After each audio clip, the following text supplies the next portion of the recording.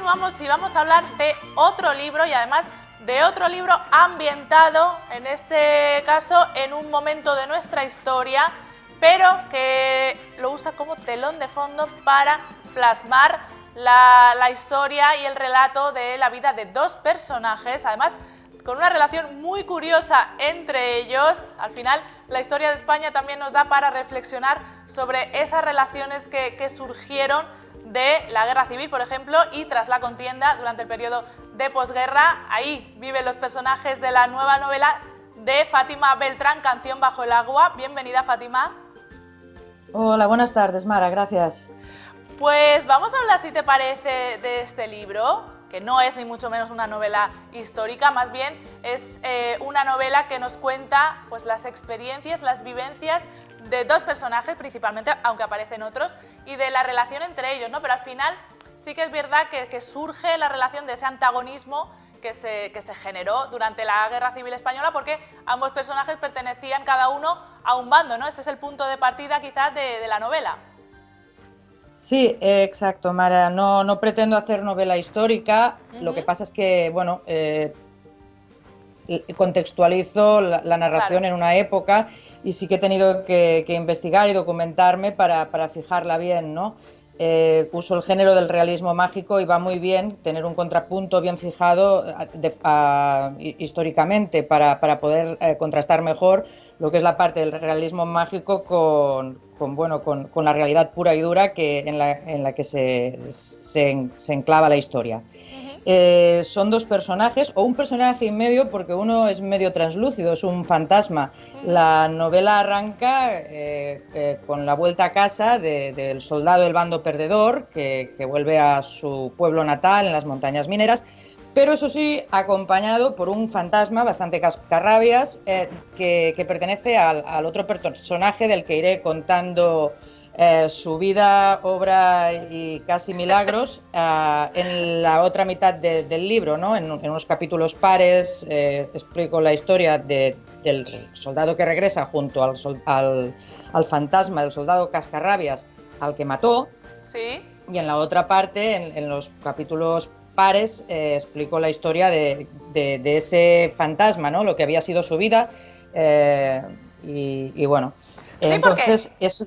Sí. Existe esta leyenda bélica casi, en la que el primer soldado del bando contrario al que matas durante la contienda, su espíritu te persigue ya por los restos de tu vida, ¿no? Y esto es lo que ocurre precisamente con este personaje, que además resulta que es un disparo no accidental, pero casi automático, ¿no? Casi por inercia o por reflejo, y al final... Pues claro, acaba con la vida de este otro soldado y entonces tiene que llevarlo a cuestas, básicamente en forma de fantasma ya durante toda la novela. Sí, yo no sé si existe esta leyenda. Supongo que en alguna tradición debe existir. Seguro. Porque todo está escrito y nadie ha inventado nada ya. A estas alturas ya no podemos tener la pretensión de inventarnos nada. Pero... yo pienso que es como... en la novela quería hablar de la amistad y no se me ocurría mejor punto de partida que para explicar una historia de amistad rocambolesca, no un mejor sino un peor punto de partida que iniciar una amistad cuando un soldado mata al otro. Entonces, bueno, pues a partir de ahí arranca toda esta historia a través de la leyenda que me invento o que tomo prestada de lo de la muerte del primer soldado que se convierte en fantasma, aunque de forma metafórica supongo que un excombatiente acarrea muchos fantasmas en sus espaldas. No, desde luego que sí. Además es una historia con este antagonismo que da un poco pistoletazo de salida a la narración. Al final lo que se pretende mostrar es una idea de tolerancia, de un ejercicio de memoria también, pero no de memoria revanchista, ¿no? Al final tú lo plasmas también de alguna manera. Estaban las dos Españas, como se suele decir, pero había muchas más, o sea, había una tercera España, una cuarta, un poco como ahora también, que hay gente que dice, no, mira, dos Españas. Exacto. No, yo pertenezco a la tercera España, si acaso, o a la cuarta. O a la quinta, o a la sexta, claro. Y al final me temo... Perdona, al final me temo que la más numerosa era esa España humilde en su mayoría analfabeta, que vivía del campo y lo único que quería era buen tiempo para las cosechas y poder dormir tranquilos y vivir en paz y tener algo que llevarse a la boca por la mañana, ¿vale? Y esta España a lo mejor se vio arrastrada por la mano que agitó el tarro y enfrentó a las hormigas, ¿no? Pues un poquito, se fue seccionado en dos partes un país y si tú vivías en la parte de Levante ibas con un ejército y si vivías en Sevilla, por ejemplo, ibas con el otro. Sí, sí, sí. Independientemente... Sí. Absolutamente de acuerdo y sobre todo en la España rural se ve mucho, no eran territorios especialmente politizados ni con una ideología marcada, sino mucho menos, o sea, era una cuestión azarosa de dónde te tocase. Y al final también todo el mundo tenía que sobrevivir y ceñirse un poco a lo que imperaba en esa zona. Sí, y la mano que mece el tarro y los que realmente sí congregaban con un lado o con el otro, pues probablemente no eran tan numerosos. Claro. En los personajes, vamos a empezar, si te parece, por Eladio, que es el personaje, digamos, corpóreo, ¿no? Que vive Sí. y que, bueno, que atraviesa también una evolución y sobre todo un desencanto, porque él vive una situación y se crea unas expectativas durante la contienda y cuando llega a su lugar de origen, a su pueblo, pues claro, ve la realidad, ve los estragos que ha provocado el conflicto y ahí él tiene una reflexión y se viene un poco abajo, ¿no? Hay un cierto desencanto. A ver, él pensaba que la guerra bueno, él estaba en las trincheras y pensaba que su pueblo, al estar alejado, hasta al estar en las montañas, pues habría sido respetado. Pero bueno, esa guerra civil fue un laboratorio de las guerras modernas, ¿no? Como todos sabemos, y cuando llega a su pueblo se encuentra que este ha sido arrasado por un bombardeo. Y bueno, el desencanto no creo que sea un desencanto que le dure. Sí que en un momento de choque sí le impacta, pero luego lo convierte, lo metaboliza, ¿no? Y lo convierte en esperanza y empieza a reconstruir el pueblo y empieza a vivir su vida a partir de ese borrón y cuenta nueva tan duro que había sido la contienda. Y Y edifica unos nuevos cimientos, sí. Claro, todo esto con el fantasma de Teodoro, que es el otro personaje, que como tú bien dices, está malhumorado y también está quejándose constantemente de la vida que está llevando, porque claro, Teodoro pensaba disfrutar la vida como él hacía, de una manera lujuriosa también, porque tenía un marcado carácter libidinoso. ¿Y qué pasa? Que Eladio pues era un ser casto, enamorado y no le llevaba por los terrenos que él quería. Entonces sentía que estaba desaprovechando su vida. Dice, ¿por dónde este hombre me está llevando por los sitios más aburridos del mundo? Bueno, el medio personaje de Teodoro sí, más que la muerte le pesa el aburrimiento, claro, que para él implica vivir la vida, bueno, vivir su no vida al lado claro. de Teodoro, de Eladio. Entonces hay este contrapunto bueno, que a ratos es cómico. Piensa que yo la novela la escribí durante el confinamiento. Ajá. E intenté escribir algo que fuera amable, que fuera esperanzador y que tuviera un contrapunto divertido. Para mí eso era muy importante, que tuviese un contrapunto divertido. También es un poco quijotesca, ¿no?, esta relación entre ellos. Sí, bueno, serían una especie de Quijote Sancho Panza, sí, claro. Van juntos a todas partes. Lo que pasa es que uno es fantasma y el otro, pues bueno, le sigue, o sea, el uno es fantasma y bueno, no se sabe si el que está vivo le oye o no le oye y bueno, ya se irá viendo. Sí, esta es una gran pregunta que surge en la novela, ¿no? El que está vivo, Eladio, ¿realmente escucha al fantasma? ¿Tiene constancia de que hay un espíritu? ¿Esto podemos aclarar si se resuelve de cara al final de la novela? Bueno, a ver, al final de la novela yo creo que la novela es bastante redonda y queda todo bien atado al final. Vale, hay que leerlo, ¿no?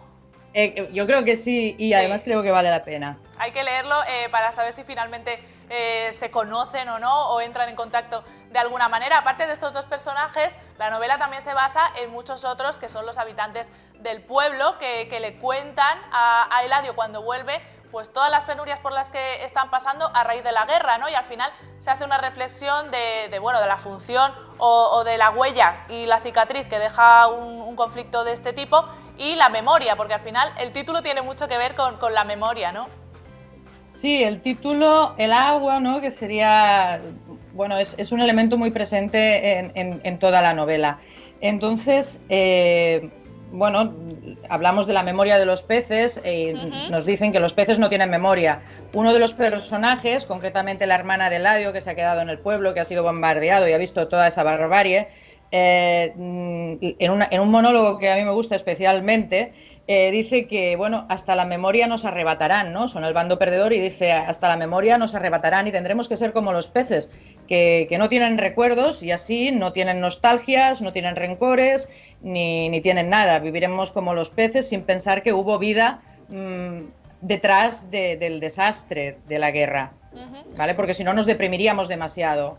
Claro, claro, está esta idea de que para continuar, para seguir adelante, como si esto no hubiese pasado, necesitamos olvidar, ¿no? Al final esto impide el aprendizaje también, ¿no? Y es una reflexión que muchas veces podemos aplicar aún en la actualidad, porque aunque las guerras, por lo menos en Occidente, ya no se hagan de esta manera, tan a cuerpo, sí que sigue existiendo este tipo de conflictos, y al final es una reflexión que sirve y que puede ser aplicable a nuestros días, ¿no? Esto que se menciona tanto de el relato es precisamente esta versión del conflicto o de lo que sea que ha ido calando por el motivo que sea, ¿no? Y al final esto también ocurre y esto también se lo plantean estos personajes, ¿no? ¿Cómo pasará esto a la historia?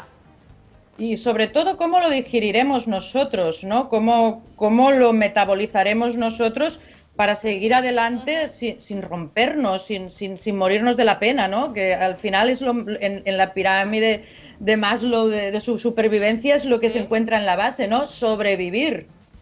Claro. Luego ya iremos a romanticismos y a cómo nos recordará la historia, pero el día a día, ¿cómo nos mantendremos de una pieza? Pero también es una gran lección de que el ser humano, como suele decirse, se adapta a todo y es capaz de sobreponerse a momentos tan duros como los que acaban de pasar, ¿no? Pues al final sobrevivir es una cuestión de adaptación y en ese camino están todos también. Exacto, y esto se enlaza con lo que te decía de que la novela la escribí en el momento de tanta incertidumbre, ¿no? Que nos azotó cuando en marzo nos dijeron para casa todos y a salir nada. Y era un momento de incertidumbre, ¿no? Yo quería escribir algo esperanzador, algo que me dijera, por feo que sea este presente, nos levantamos, seguiremos para adelante. Y un poquito pues bebe un poco de ese espíritu, ¿no? La intención es esa, porque escribí la novela que en esos momentos necesitaba leer. Escribí algo buen rollero. Hay además estos episodios o digamos estos hitos en la historia, como puede ser la batalla del Jarama, que es el lugar donde se encuentran los dos personajes, y uno que me gusta especialmente, que es esa mención a la barraca, ¿no? Que fue esa compañía de teatro itinerante que puso en marcha García Lorca junto a otros autores y que también aparece en tu novela. Sí, bueno, pensé que era divertido permitirme un cameo del propio Federico García Lorca en la novela y bueno, la barraca es cierto que visitó Valencia y la parte de Levante, que bueno, que es una de las ubicaciones que aparecen en el libro y lo hice coincidir y que pasara, se desviara un poquito del recorrido que hizo y entrara en el pueblo levantino que me invento, de Cataset, para regalarles una representación teatral a sus habitantes.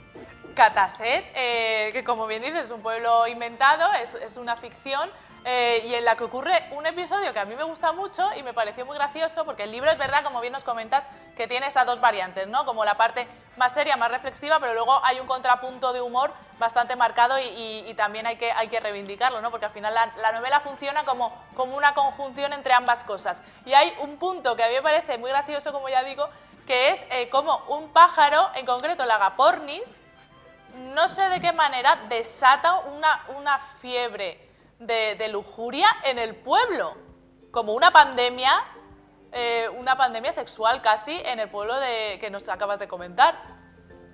Sí, bueno, es una ingesta que se produce bueno, y hay una intoxicación y la cosa va derivando y bueno, y al final el pueblo, en lugar de fallas, pues lo celebra con otro tipo de quema.